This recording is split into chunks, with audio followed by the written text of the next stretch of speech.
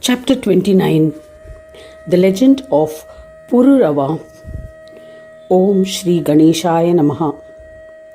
Mudgalacharya continued the narration. Pururava ruled the earth righteously with political wisdom and protected his subjects. Pururava was the first of the lunar kings of Chandra Vamsa and was the son of Buddha and Ila. Buddha was the son of Chandra and Tara, who was the wife of sage Brihaspati. As a result of a curse, the heavenly Apsara Urvashi was demoted to earth and wandered in the province of Kurukshetra. King Pururava saw her and was infatuated by her beauty.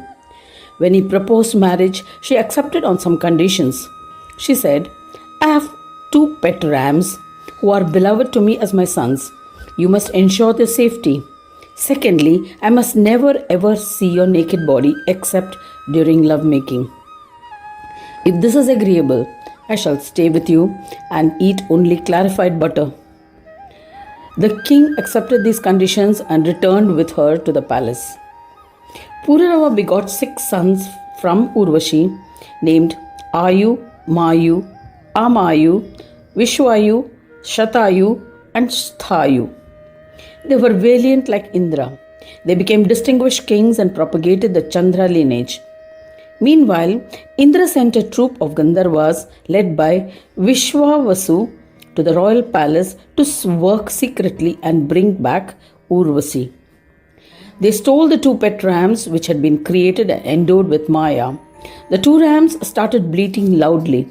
Hearing their wails, Urvashi was awakened.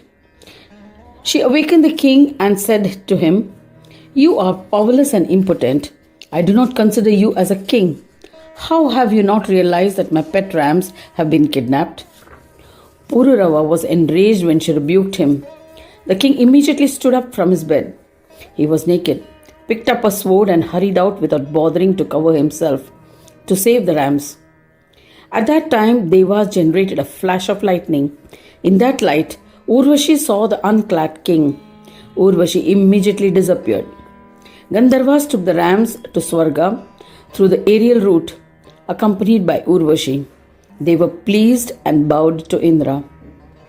King Pururava reached the bedchamber. When he did not find Urvashi, he lamented. He fell to the ground unconscious. When he regained consciousness, he wept in sorrow and wandered on the earth aimlessly to find Urvashi. Many years passed. Urvashi felt compassion and came to Kurukshetra to meet him. He was overjoyed on seeing her and said to her, "O beloved one, why had you not abandoned me? I adore you. Please accept me again. O beautiful Apsara, do not refuse." She spent the night with him. She advised the aggrieved king for his welfare. She said, "O king, even if I am an heavenly Apsara for Devas, I am a slave to Gandharva.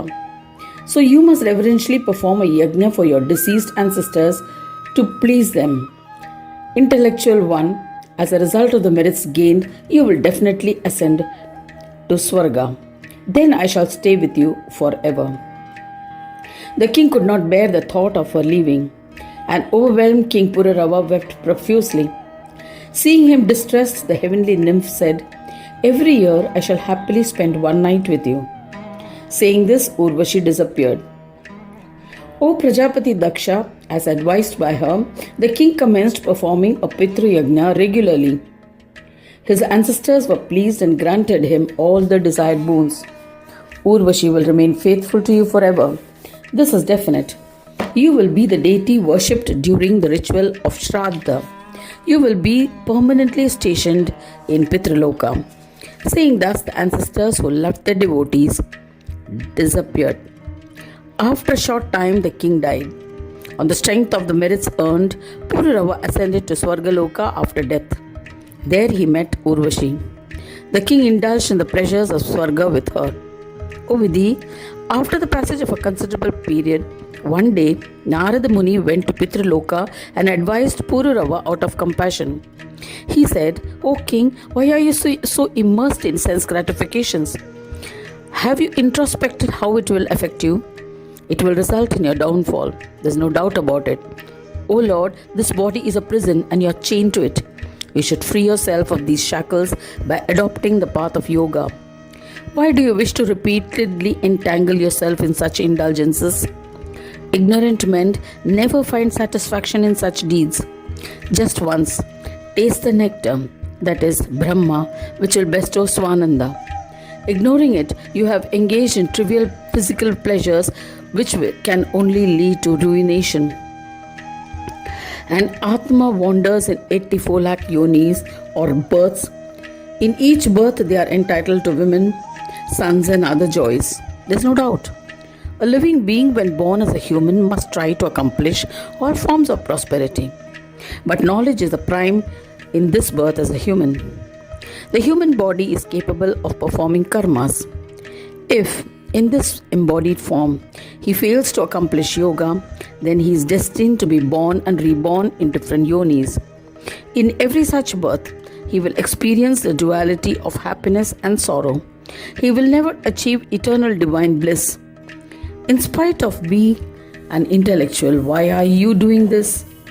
O superior human, achieve redemption of your Atma through the practice of yoga sadhana. After listening to the advice given by Narada, the lowly King Pururava replied, "You are an eminent yogi. Your apt teachings have imprinted firmly on my mind. I was addicted to physical gratification.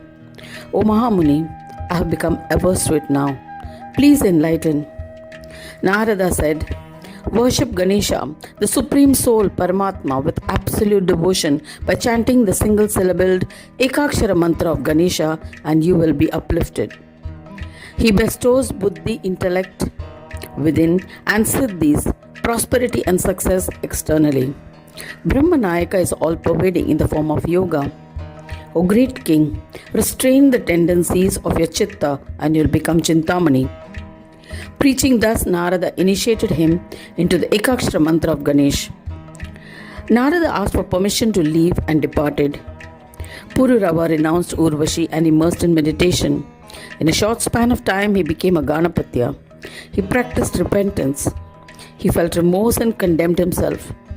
"I have behaved foolishly. Desirous of gratification of senses, I indulged with a woman. There's no doubt about it. This body is made of bones and flesh.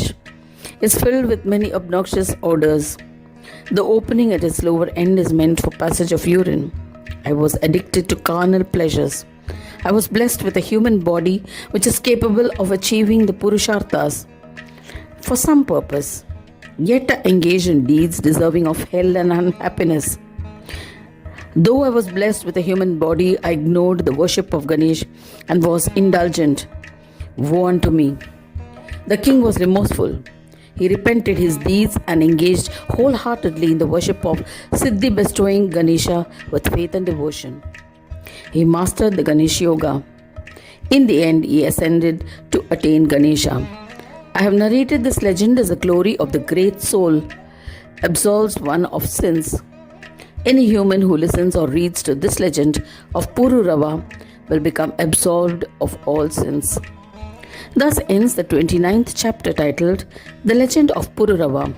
In the third khanda of the Purana Upanishad, Srimad Mudgal Puran describing the legends of Mahodara, dedicated to Sri Gajanana.